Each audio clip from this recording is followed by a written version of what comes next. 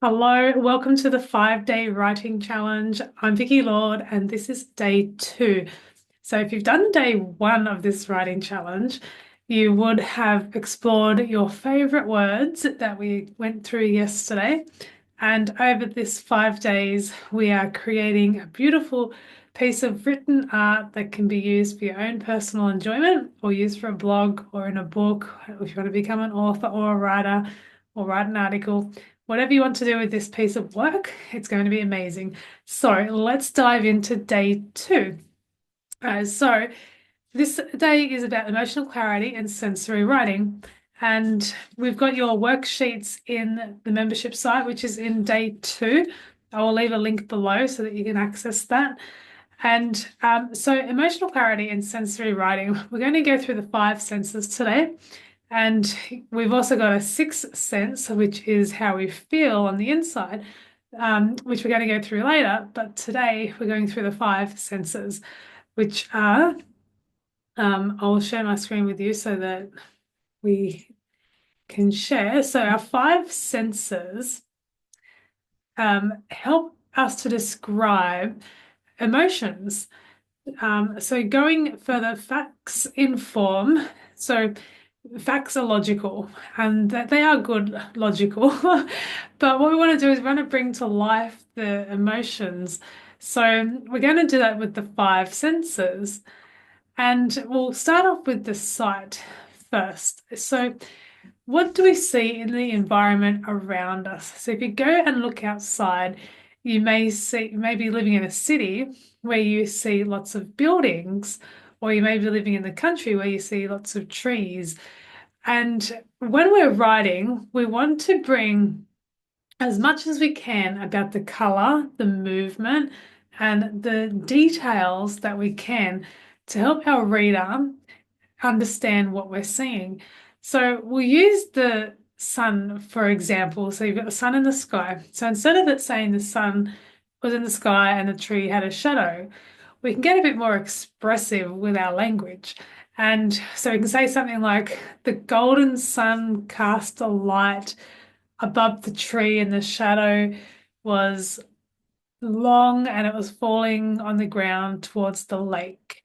So that can be an expression of a shadow, which gives you the meaning, oh, the sun is like high in the sky and it's casting a shadow. So you get a bit more of a reading on how the reader is feeling. So they're really enjoying the moment.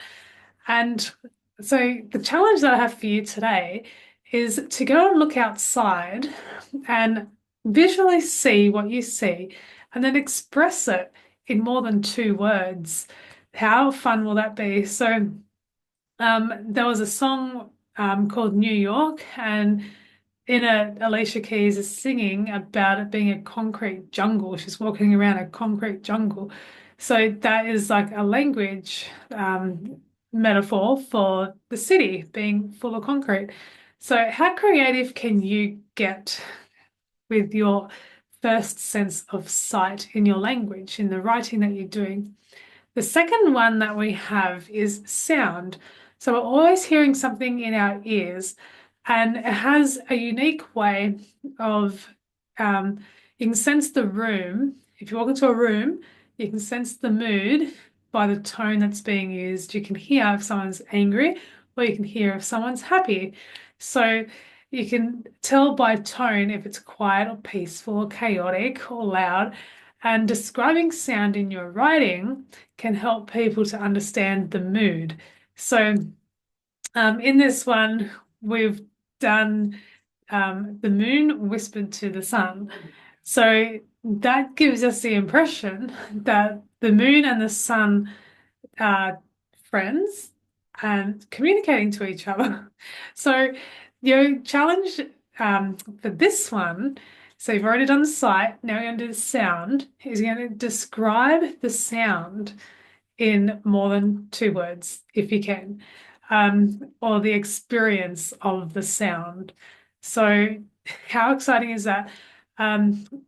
So on your worksheet, you've got some prompts that will help you to walk through this, because I know it's a bit of a challenge at first, bringing expression to life. So the next one we have is taste. So taste may not seem so important, but when we add it to our writing, it brings a big sensory experience. So instead of saying I drank coffee this morning, it can be something like the coffee tasted bittersweet as it lingered in my mouth or it lingered in the air. You could smell the aroma. And so going a little bit more of the senses coming alive with the coffee instead of just coffee. I drank coffee. How can you turn that sentence into a little bit longer? So next one is smell. Sorry, for your challenge actually, is to describe taste. What's something you're having today? A bottle of water, or a cup of tea, or a mango, or a piece of fruit? What are you having that you can describe in color? So for the mango, for example, it could be the bright, um, what can we say about a mango? The bright orange juice oozed down my hands as the taste of citrus lit my eyes on fire. So getting expressive with taste. So that's your next challenge, is to write a sentence about taste. And now we got smell. So smell can trigger strong emotions and memories. So if you think about a moment in time where after the rain, for example, you can smell the fresh air. It smells different if it's fallen on the dirt. So the scent of fresh rain, flowers, or even coffee can bring a feeling of peace or comfort. So what does the environment around you smell like? Or what is the scenery that you want to bring to life with your writing? Um, so this example is somebody who's obviously from a forest, and they say the grass smelled like pine needles. So if the grass smells like pine needles, that'd give you a bit of an idea. Oh, they're hanging out near some trees, some pine trees. So they're most probably out in the forest somewhere. So your challenge is to describe something with smell. And now the last one is touch, our sensors, our sensory fingers. So what do you want your reader to feel when they're reading this? Do you want to feel the warm air or the cool air? Do they want to feel that they're under the shade of the forest or that they're in the heat on top of a mountain? Is the ground soft and has had lots of rain and dew, or is it rough and prickly because of a drought? So, what's the surface feel like? What does the air feel like? And so, we're going to add some texture to our writing today, to help them to get the reader to be more connected to the surroundings.